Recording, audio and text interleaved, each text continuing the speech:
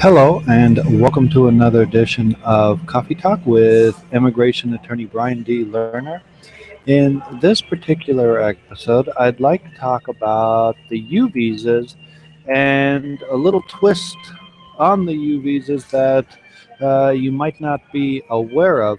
Now, I've got lots of other videos on the different parts of the U visa and what's necessary, but um, just as a brief background, the U visa is basically for people who are victims of crime.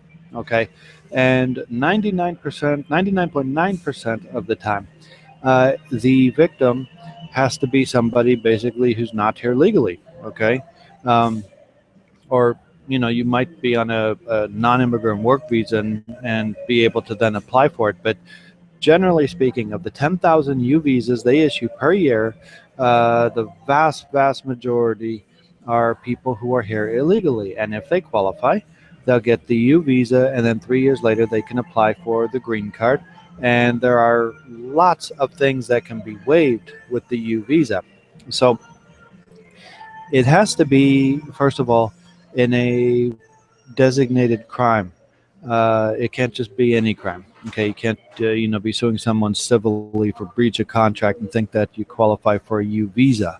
Um, and given that, I've done lots of U visas that aren't 100% under any one of these particular items, but if you have a good creative lawyer, you might be able to get a U visa to fit under one. So basically, if you have you have to show that you've suffered substantial physical or mental abuse as a result of being a victim of the criminal activity.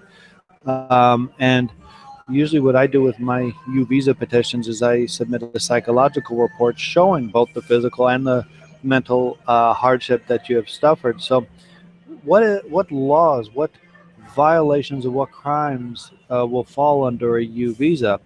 Well, there's rape, torture, trafficking, incest, domestic violence, assault, abusive sexual contact, prostitution, sexual exploitation, female genital mutilation, being held hostage, peonage, involuntary servitude, slave trade, unlawful criminal restraint, false imprisonment, blackmail, extortion, manslaughter, murder, felonious assault, witness tampering, obstruction of justice, perjury, or the attempt, conspiracy, or solicitation to commit any of those crimes. So you see about half of those are sexually related.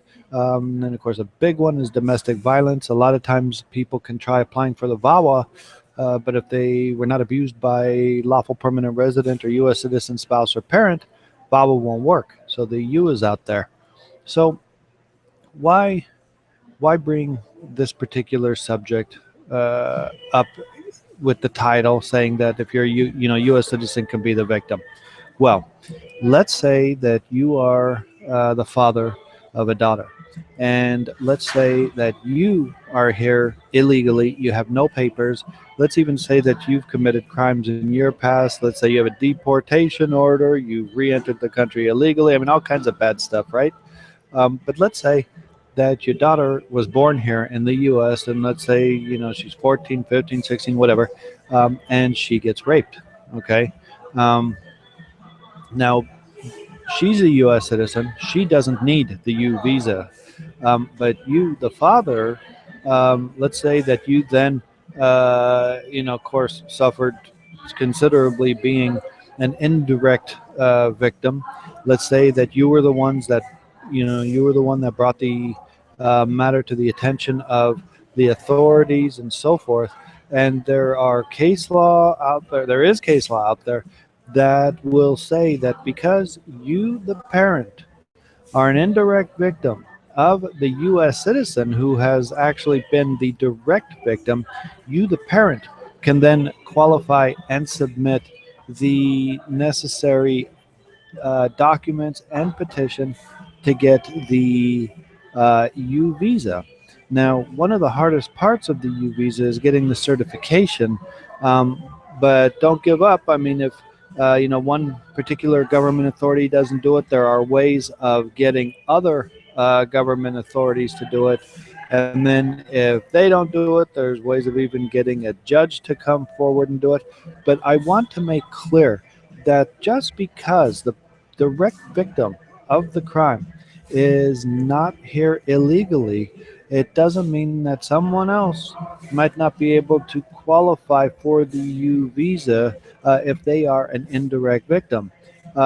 In fact, there was cases where you don't even have to be the parent. I mean, you might be in the same room, or you might have be hearing what's going on. There's ways of arguing being an indirect victim. So this is a nice way of trying to get the U visa in a situation that's very unfortunate, obviously, but in a situation where the actual victim is not here illegally, but a U.S. citizen.